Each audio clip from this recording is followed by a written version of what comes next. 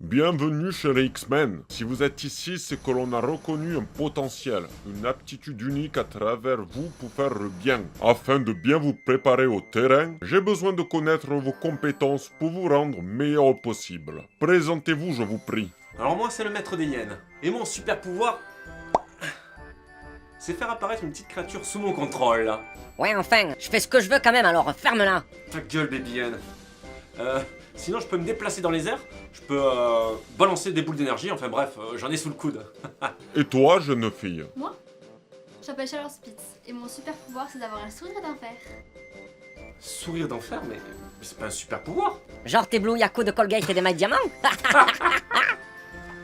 C'est qu'ils sont drôles du coup. N'importe quoi, mais avec mon sourire je peux générer un champ électromagnétique.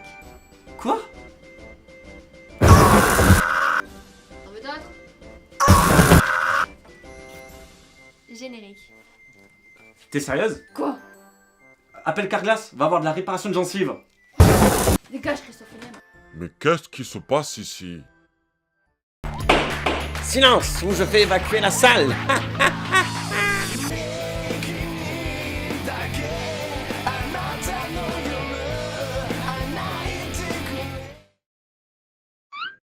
Eh, psst, vous êtes là les canidés?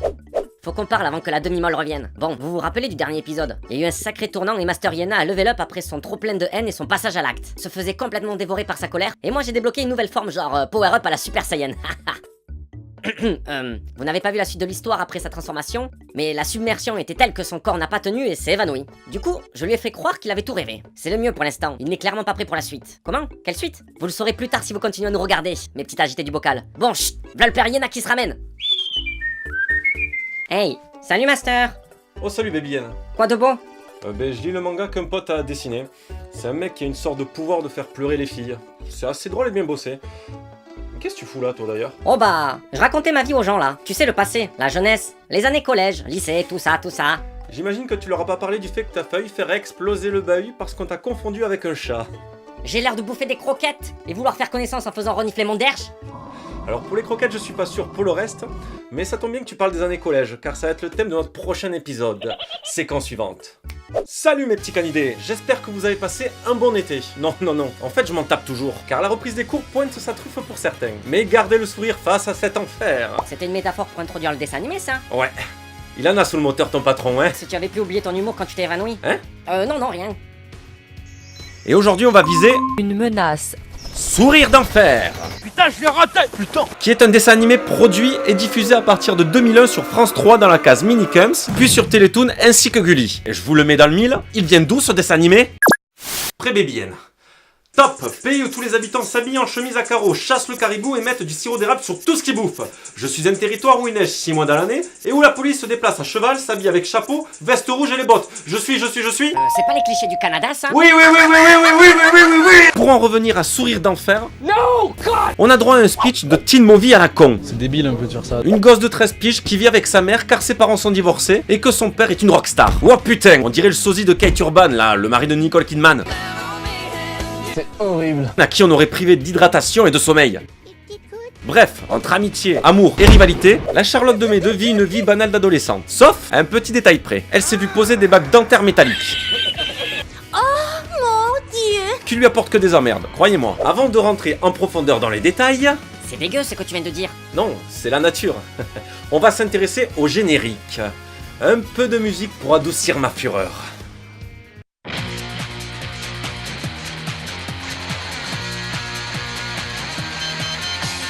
Je crois que j'ai toujours rêvé qu'un jour je deviendrais jolie. On dirait que ma chance a tourné, mais je reste qui je suis. Sourire d'enfer, ma vie devient compliquée. Histoire de cœur. Temps mort. Qu'est-ce que c'est que ces simagrées? Ça commence par de bons riffs à la Avril Lavigne année 2009 pour finir sur des paroles de Priscilla. Non mais écoutez. Je crois que j'ai toujours rêvé qu'un jour je deviendrais jolie. Non, bah la fille, elle rêve d'être jolie. Je sais pas, elle aurait pu rêver d'être avocate ou médecin. Non, pas intelligente, hein, juste jolie. Ouais, elle veut devenir une Miss France quoi. On enchaîne avec le trio de tête et on commence par l'héroïne. C'est de la merde, j'insiste bien là-dessus. Charlotte Charlotte Split. Putain, je vais l'appeler Charlotte aux fraises plutôt. Charlotte aux fraises. Charlotte aux fraises est une collégienne banale en pleine puberté. Une vie avec son lot de joie, mais surtout de problèmes. Et ça me plaît. Et tu sais que Nina lui envoie des billets en classe et ça me donne envie de vomir. Ouais, les soucis des adolescentes. Bref, une famille aimante, des amis qui l'apprécient, un garçon avec qui elle rêve de sortir, ainsi qu'une ennemie jurée, qui soit dit en passant nous dilate l'iris avec plaisir. Tu sais que tu parles d'un dessin animé là. La fille, elle est pas réelle. On est en 2018, Baby N. Le polyamour ou la pansexualité sont monnaie courante. Il y a bien une femme qui s'est mariée avec un putain d'arbre. Ben moi c'est pareil. Si je vois un coin de table qui a du caractère, ben je peux avoir les tétons qui pointent. Jusqu'au jour où elle se fait poser un fil barbelé, non, je veux dire des bagues métalliques dans le gosier. Pourquoi est-ce que j'ai chaud dans la bouche? C'est ma bite. Non, elle a 13 piges la gosse, c'est pas bien. Tu crois qu'elle se l'est posé la question dans le passé, la mère Macron? On coupe la séquence, on coupe. En effet, après avoir reçu son piège à loup du shaitan, Charlotte voit sa vie complètement partir en vrille. Et c'est là malgré tout la force de ce dessin animé qui met en avant une jeune fille qui souffre du regard des autres de par une certaine différence et se voit affronter les difficultés du quotidien. Et certains d'entre vous ont connu ça par le passé et se sont identifiés à elle. N'essayez pas de le nier et soyez-en fiers d'avoir affronté cette épreuve qui vous a forgé. Tu joues le défenseur de la veuve et l'orphelin toi maintenant? Ben en fait, il y a Didier Deschamps qui m'a promis de me laisser toucher le trophée de la Coupe du Monde si je défendais les infirmes de la bouche. Va-t-en savoir pourquoi. Il doit avoir une dent contre ce genre d'injustice. Tu vas avoir des problèmes toi. Ah bah écoute, là... L'attrait de ce nouvel attirail lui offre des perspectives sur des situations aussi cocasses les unes que les autres. Je te dis que je crois entendre des gens qui parlent dans ma bouche. Ma bouche. Ah ça, ce sont les cheminots encore vénères qui veulent continuer la grève sur tes rails de fer. Pour accompagner notre Barbie, princesse de la SNCF, on a Grégoire. Non, tu vas rien tenir du tout, gros dégueulasse. Je l'ai fait quand même. J'ai dit non, la con de toi. T'aurais plutôt dû essayer de tenir les ventes de ton dernier album qui ont aussi bien marché que les jambes de Stephen Hawkins. J'ai essayé de te trouver une bonne réponse à ça. On revient sur le Grégoire qui... Oh putain, je savais pas que la tortue Franklin s'était greffé la coiffure de Bec Bédère. Mais vous fumez, monsieur. Pas faux. Alors vous prenez un bon gros plat d'allergie à n'importe quoi. Vous rajoutez un zeste de maladresse et vous saupoudrez le tout d'une bonne grosse dose d'hypocondrie. Et vous obtenez la triforce de la fragilité, c'est-à-dire Grégoire. Non mais regardez ça. Il a plus de veines éclatées dans l'œil que Thibaut Inchep en aura toute sa vie. Oh bon, Thibaut, c'est pas possible. Quel con. Ce mec est incroyable. Il est absolument allergique à tout. Même les trucs les plus invraisemblables. J'ai attrapé une autre allergie. Aux relations de couple.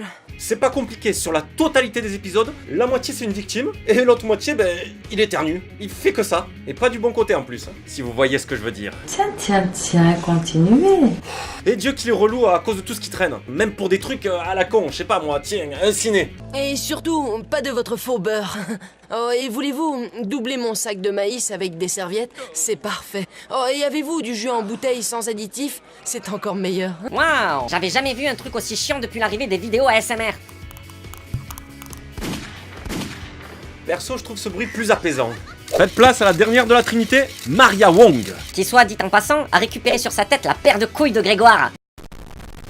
Alors elle, c'est la partenaire de crime de Charlotte au caractère bien trempé. Elle est agressive, elle lève souvent la voix, elle adore les sports extrêmes et tente souvent d'embrigader nos deux fragiles dans ces tripes qui lui tiennent à cœur. Oh, et c'est pas une fémène? Oh yeah. C'est dans la bonne voie en tout cas. Bon clairement, ça a beau raconter les bails d'une adolescente, des fois la limite entre le tout public et le malaise est aussi fine qu'une vidéo de Solange te parle. Je suis heureuse d'avoir tous mes doigts. J'aime beaucoup mes mains. Shut up! Bah, faites place à l'extrait. Que diriez-vous si quelqu'un décidait de vous tuer? Uniquement pour aller fouiller dans vos entrailles pour voir comment vous êtes fait. Ouais. Tu m'étonnes qu'on m'ait diagnostiqué un trouble du comportement quand j'étais gosse. Hein. C'est pas avec ce genre de merde que j'aurais eu l'esprit plus sain. Ça fait peur. Bon, maintenant place à Arnaud. Beau gosse du bahut, qui joue de la guitare, qui fait du hockey, et qui a une belle bouille mais qui ne le sait pas. Pourtant, avec sa gueule d'Alan Théo, il devrait pas être étonné des compliments. Ouais. Allez, dégage. M'énerve ces BG. Et maintenant, place au canon de la série, Alicia. La peste sexy de la série. Regard de braise et chevelure flamboyante. Mais elle est rousse. Non, c'est insultant, monsieur. Ben, elle est quoi alors? Comme non binaire. Oh oh, le con. On est d'accord, c'est con, c'est très con. Bien joué. Premièrement, c'est elle qui est à l'origine du nom de la série. Dès le premier épisode, cette génie du game balance le surnom sans pression et m'a fait recracher mon jus de goyave betterave. Putain, t'es devenu un hipster à boire ça? Non, j'avais déjà recraché cette merde, mais il me fallait bien une excuse. Deuxièmement, mais écoutez les punchlines qu'elle dégaine à la Calamity Jane. Mais le déraillement de chemin de fer qui est dans ta bouche doit coûter très cher. ta bouche, tu vas couper l'appétit à tous les clients. Et essaie de fermer la bouche, soupir de fer. Cette vision risque de gâcher l'ambiance. Troisièmement, vous savez qu'à la base, elle et Charlotte étaient amies? Et vous savez pourquoi elle déteste tant notre sourire d'enfleuse? Réponse. Mais un jour, quelqu'un coupa mystérieusement la tête de toutes ses poupées et elle m'en a rendu responsable. Charlotte, comment as-tu pu? Comment as-tu pu? Cela lui était bien égal que je sois innocente. Elle ne m'a jamais pardonné. Ah, les femmes, c'est Joséphine Ange Gardien qui ont le pouvoir de te faire disparaître de leur vie à un claquement de doigts. Biatch. Mais bien, je te laisse présenter la famille la famille Mes couilles d'enfer. Faites place à la hyène. Yaha! Alignez-moi ça. La mère Spitz, psychologue de profession mais qui ne comprend rien à ses gosses. Le grand frère Thibaut Inchep qui est aussi utile dans la famille qu'un tampon usagé. Et le petit frère prodige qui, comment dire, comme achat de Noël veut, ça. Des chandelles pour ma Ménora. Haha, c'est donc le gosse le coupable qui a tué le colonel Moutarde dans la bibliothèque avec le chandelier juif. J'arrive pas à déterminer ce qui a merdé dans ta conception. M'en branle, j'ai enfin terminé cette partie de Cluedo qui date de 10 ans. Sur la totalité des épisodes, on suit ce qui se fait de plus banal chez les collégiennes. Mais pas que. Mettre le point sur les moqueries et pointer du doigt les méchancetés. Voire un harcèlement que peuvent subir les personnes qui portent un appareil dentaire. Et il faut l'avouer, même si c'est plus ou moins sur le ton de l'humour, était une très bonne idée de mettre ça en format dessin animé destiné aux gosses qui portaient justement un appareil dentaire. Mais aussi, et j'ose espérer, faire prendre conscience aux tocards qui se moquent, et j'imagine qu'il doit y avoir des abrutis derrière leur écran là, qui méritent de finir leur vie avec un ver solitaire qui les bouffe de l'intérieur. Sinon pour Charlotte, ça se finit bien avec Arnaud, par un gros baiser au bord d'un lac avec une musique paisible dans le dernier épisode. Ah que c'est beau un amour de jeunesse. C'est quoi cette tête? Ça te touche? Non. Moi l'amour ça me file la gerbe. Ah je me sens mieux. Il t'en reste encore un peu sur le coin. Ah. Sourire d'enfer. C'est 78 épisodes compressés dans 3 saisons, mes petits canidés. Bon, et toi alors? T'as une fille en vue? Est-ce que j'ai une gueule à faire des sorties en couple bowling samedi soir? Je crois pas, non, j'aime bien être seul moi. Et moi alors? Tu crois que je suis le fruit de ton imagination qui apparaît quand tu picoles un peu plus que du panaché, con de mime? Moi, je l'ai vexé mon chat. Allez, viens là. Heureusement que je t'ai, toi. Tu m'as pas répondu. Eh bien, y a bien cette fille qui me plaît, mais je sais pas si elle sait vraiment elle. Tu crois qu'elle nous regarde? J'en sais rien, Baby Yen. Eh bien, on va en avoir le carnet. Comment ça? Yaha!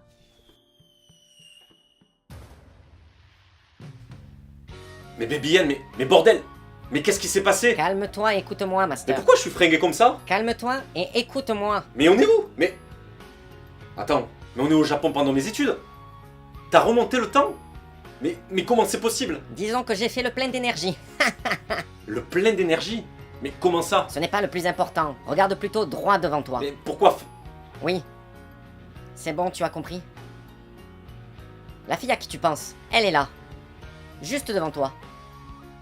En train de te regarder parmi la foule. Elle peut paraître indifférente, ou même s'en foutre. Mais tu sais ce qu'il te reste à faire. Allez. Tu peux le faire. Jamais osé te le dire, mais... Je t'aime. Son prénom, Master. Lâche son prénom. Je t'aime, mademoiselle. Ikita